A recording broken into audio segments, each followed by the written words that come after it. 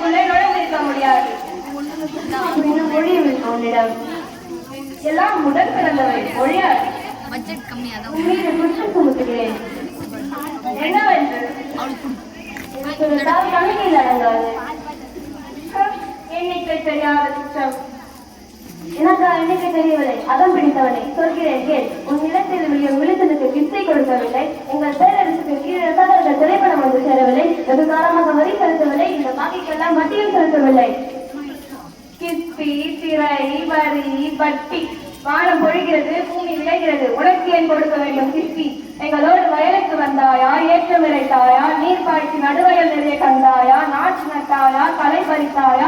கழனிவாழ் உழவனுக்கு கஞ்சி கலையம் சுமந்தாயா? அல்லது அங்கு கொஞ்சு விளையாடும் எம் குல பெண்களுக்கு மஞ்சள் அரைத்து பணி புரிந்தாயா? மாமனாம் மச்சானம் மானம் கேட்டவனே, யாரை கேட்கிறாய் திரை? எதற்கு கேட்கிறாய் வரி? போரடுக்கு நெற்குவிக்கும் மேலை நாட்டு உழவு கூட்டம் பரங்கியரின் உடலை தலையை போரடுக்கு நெற்குவிகளாக குவித்துவிடும். ஜாக்கிரதை. அதிகாரி முடிச்சுட்டு உன்னை கையோடு அழைத்து ஒரு ஆள் அனுப்பினேனே. பலே, நீ அனுப்பியால் மிகவும் புத்திசாலி. அந்த பக்கம் நீங்கள் பெருமை தெரிந்தவன் அவன். இது போன்ற ஒரு கடிதத்தை எழுதவும் இதுவரை யாருக்கும் துணிவு பிறந்ததில்லை. எழுதிவிட்டதாக கூறிய உன்னை உயிரோடு விட்டு வைப்பது என் குற்றம். துடிக்கிறது மீசை. அடக்கு அடக்கு என்று நட்பு நாடி வந்த உறவு முறை தடுக்கிறது. மீசையை முத்திராயா? அது ஆபத்துக்கு அறிகுறி. உன்னை சிறைப்படுத்த உத்தரவிடுகிறேன். என்ன வர சொல் பார்க்கலாம். மானம் பெருகட வர தமிழனுக்கு மடியிலே கை வைத்த உன் தலை உருண்டு போகட்டும்.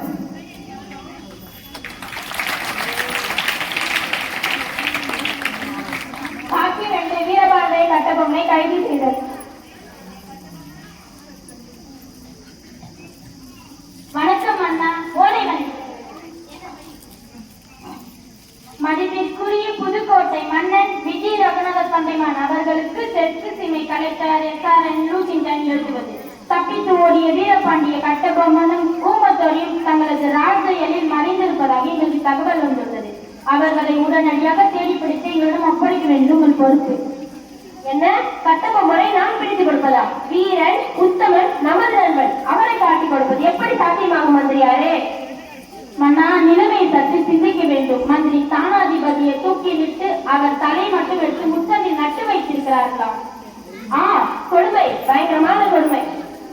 தங்களது பெரும் படைபலத்தால் மற்ற ஏனைய பாடைக்காரர்களை அதோடு ஒடுங்க செய்திருக்கிறார்களாம். நம்ம அவர்களுக்கு ஒத்துழைக்காவிட்டால் நமக்கும் அதே கதிதான் என்று அவர்களது கடிதம் சூச்சகமாக அறிவிக்கிறது. காலம் கடந்த பிறகு நம் விதி தழிவுதான் யாருக்கு லாபம்? சரி, விதி செய்யும் வேலை என்று நினைத்து அவர்களை தேடி பிடித்து அனுப்ப செய்யுங்கள். உத்தரவு மன்னா.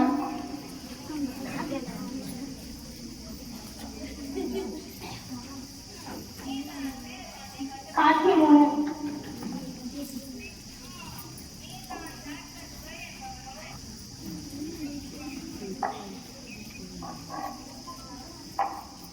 தம்பி, இதை விதி என்று சொல்வதை விட வேறு வழி இல்லை. யாரப்பா நீங்கள்? புதுக்கோட்டை மன்னரின் வீரர்கள் கலெக்டர் லூசிங்டன் உத்தரப்படி உங்களை கைது செய்ய வந்துள்ளனர். பலே, நல்லவர்கள் நினைப்பதொன்றுதான் நடப்பதில்லை. தமிழ்நாட்டிலே எட்டப்பன் ஒருவன் தான் இருக்கிறான் என்று நினைத்தேன். அவனும் நல்லவன் என்பதை காட்டிவிட்டான். என் அகைய நண்பன் புதுக்கோட்டை மன்னன் ராஜராஜ ராஜாதிராஜ விஜய ரகுநாத தொண்டைமான். சரி, வாருங்கள். உங்களுடைய மன்னருக்கு எனது இதயபூர்வமான நன்றியை தெரிவித்து விட்டு போகலாம். அரசர் உங்களை பார்க்க விரும்பவில்லை. பலே, அந்த அளவுக்காவது உணர்ச்சி பிறந்திருக்கிறதே. தமிழன் எவனும் மானம் இழந்து விடவில்லை என்பதற்கு சான்றாக உணர்ச்சிக்கோர் மூளை இடம் ஒதுக்கியிருக்கானே எனது நண்பன். அவனது புகழ் வாழ்க வாழ்க. சரி, வாருங்கள்.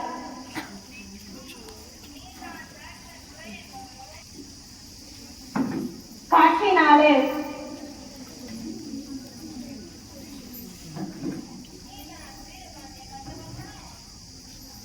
ஏன் இருக்கிறீர்கள்? உட்காருங்கள், உட்காருங்கள். உயிருக்கு பயந்தவர்களே, உட்காருங்கள், உட்காருங்கள். அதான் வழியவில்லை உனக்கு. உன்னை அழைத்திருந்தால் என் நகம் அழைந்திருக்கும். இல்லையெனில் எட்டப்பன் என்கின்ற தொண்டைமான் எங்கும் நிலை பெறவாது இருந்திருந்தால் உனக்காவதாக முண்டாரே என்று கூறு. துரை அவர்களே, நன்றி உள்ளது நாய் மட்டும்தான். அதுவும் நமக்கு பெருமைதானே. இருந்தாலும் இவன் யார் அதை சொல்ல? அதுவும் சரிதான். அடக்கியால் உங்களை சொல்ல அடிப்பட்ட இவனுக்கு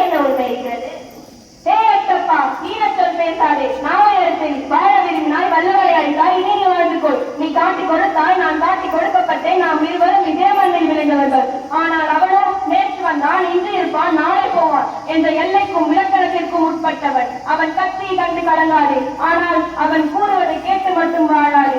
நான் கூறுவது உனக்கு மட்டுமல்ல, எங்களோடு சிங்கங்களாக பிறந்து இன்று குரங்குகளாக கூடி இருக்கிறார்களே, இதோ அத்தனை ஈனர்களுக்கும் மானமிக்க மலையர்களுக்கும் கூறுவது என்ன? சாரை மூழ்கிறேன். போதும் பேச்சு. குற்றவாளியாக நீ ஏதேனும் சமாதானம் கூறி குற்றத்தை குறைத்துக் கொள்ள முடியுமா என்று பார். நாங்கள் ஒரு நாயை கொள்வதாக இருந்தாலும் சட்டப்பாடு குற்றம் காணாமல் கொள்ள மாட்டோம். எத்தகைய நல்லவர்களாக நடிக்க ஏற்பட்ட வழிகளிலும் இதுவும் ஒன்று. அறிவேன், ஆக போக முடிவையும் அறிவேன். ஊருக்கும் பேருக்கும் நாடகத்தை நடத்தி காட்டு. நீ குற்றவாளி தானே? உன்னை கொல்ல தவறிய குற்றவாளி. எனக்கு பேச்சு வேண்டாம், நேர்மையான பதில் தேவை. கும்பனியான கட்டளைக்கு நீயே நடந்தவில்லை. கும்பனி என்பது வாங்கவும் விற்கவும் வந்த ஒரு வர்த்தக ஸ்தாபனம். அதற்குள் அடக்க வேண்டியது பொருட்கள், புருஷர்கள் அல்ல. கடைசியாக நாங்கள் வாங்கியிருப்பது அரசு உரிமை. உரிமையை வாங்குவதோ விற்பதோ எங்கள் பழக்கமில்லை. அப்படி அவனாவது வாங்கியிருந்தால் அவனிடம் போய் கேட்டிருக்க வேண்டும் இந்த கேள்வியை. அவன் தான் ஆள்காட்டு அவன் உங்களை கெட்ட சொல்கிறான். அப்படியா? நீ அவனிடமே போய் கேள். எனக்கு பேச்சு வேண்டாம், நேர்மையான பதில் தேவை.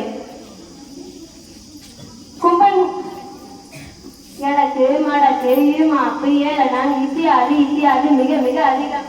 எல்லாம் உடன் பிறந்தவை, ஒடுக்கப்பட்டவை. நடக்காது. நான் இருக்கும் வரை எக்காலமும் இறக்காது. உறக்க உறக்க மேலே உயரும். இறக்கை வலிக்கும் சூரியன் இருக்கிறதே, அது கூட எங்களை கேட்டுதான் எழும் விழும். அந்த கதை இங்கு விடாதே அப்பனே. சூரியனே வேண்டாம் என்று ஆண் கூட அல்ல பெண்களுக்கு இருக்கின்ற கதையெல்லாம் இங்கு ஏற்கனவே ஏராளமாக இருக்கிறது. வேற ஏதாவது கதை இருந்தால் கூறு. ஏனைய பானையக்காரர்கள் எல்லோரும் பணிந்து விட்டார்கள், பலன் அடைகிறார்கள். நீ மட்டும் ஒருவன் பணியாமல் இருப்பது ஒரு லாபமா? எல்லோரும் பணிந்த பிறகு நான் ஒருவன் பணியாதிருப்பது உனக்கு ஒரு நஷ்டமா? இவன் பேச தெரிந்தவன். பேச தெரிந்தவர் வெறும் பேசல்ல, மானத்து பாசம் உள்ளவர், வாழ் வீச தெரிந்தவர். அதனால்தான் வாழ் பிடித்து வாழ வேண்டும் என்று இல்லாது இருப்பவர். இருபத்தழகு என்று எனக்கு பெயர், என்னிடமே பேசுகிறாய். உருக்கு வேண்டிய பொருள் அதனிடையே இறப்பு காட்டி பேசியது என் தவறுதான். என்னாலும் எல்லா வரமும் படைத்த நாடு, எதற்கும் எவனுக்கும் கையேறி நிற்க வேண்டிய அவசியம் இல்லாத நாடு. இங்கு பிறந்தவன் பேரியாவதில்லை. பேரியார்பவன் இந்நாட்டின் அசல் வித்தாக இல்லாது இருப்பான். பொன்னாட்டு மக்களுக்கு தென்னாட்டு மக்கள். போர் என்றால் புலிகுணம், பொங்குவெல்வம் காதல் என்றால் தமிழ் மனம், புகழுக்குரிய வானம் என்றால் உலகத்துக்கே ஒரே இடம் என்று சரித்திரம் கண்டவர்கள் நாங்கள். எங்களை அடக்கியால் அந்த ஆண்டவரும் எண்ணியதில்லை. விரும்பினால் அன்பை காட்டி நண்பர்களாக வந்து வாழ்ந்துண்டு. அப்படிப்பட்ட புண்ணிய பூமியிலே நாடு பிடிக்க வந்த நீங்கள் நரிவேஷம் கட்டி வாழை ஆட்டி நிற்கிறீர்கள். காலம் உங்களை கருணை காட்டிலும் நல்லவர்கள் உங்கள் காலை பிடித்து வாழ மாட்டார்கள் என்பதை மனதில் நிறுத்திக்கொள். போதும் புத்திமதி. மேலும் மேலும் குற்றங்களை கூடுதலாக்கி கொண்டே போயிருக்கிறாய். நான் இப்போதை தீர்ப்பு பெற போகிறேன். உயிர் மீது ஆசை இருந்தால் உனக்காக ஒரு வினாடி ஒதுக்கிறேன். மன்னிப்பு கேட்டுக்கொள். நான் மன்னிப்பு கேட்பதா? என் கை கட்டப்பட்டிருப்பது இதுவரை உன் கழுத்து கழுழப்படாமல் இருக்க என் தாய் கேட்டிருக்க வேண்டும் இல்லை. இந்நேரம் கல்லாடு வயதில் கொல்லாத புலியாய் உன் மீது பாய்ந்திருப்பார். என் தம்பி கேட்டிருக்க வேண்டும் இல்லை. இந்நேரம் உன் பறவை தலை சீவக சீமை நோக்கி பறக்க விட்டிருப்பான். ஆனால் இங்கோ நாய்களும் பேய்களும் நயவஞ்சக பூனைகளும் கூடியிருக்க நீயும் பூசாமல் கேட்டுவிட்டு நிற்கிறாய். உன்னை கொண்டு போய் அந்த புளிய மரத்தில் தூக்கிவிடுங்கள்.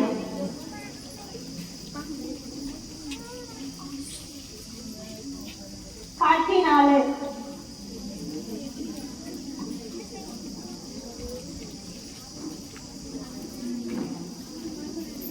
விலகி போங்கள். துணிந்தவனுக்கு தூக்கு மேடை, பஞ்சு மெத்தை.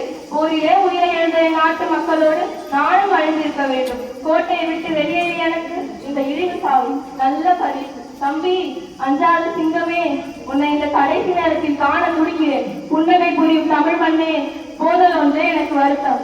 இதுவே எனது நிரந்தர ஆசை.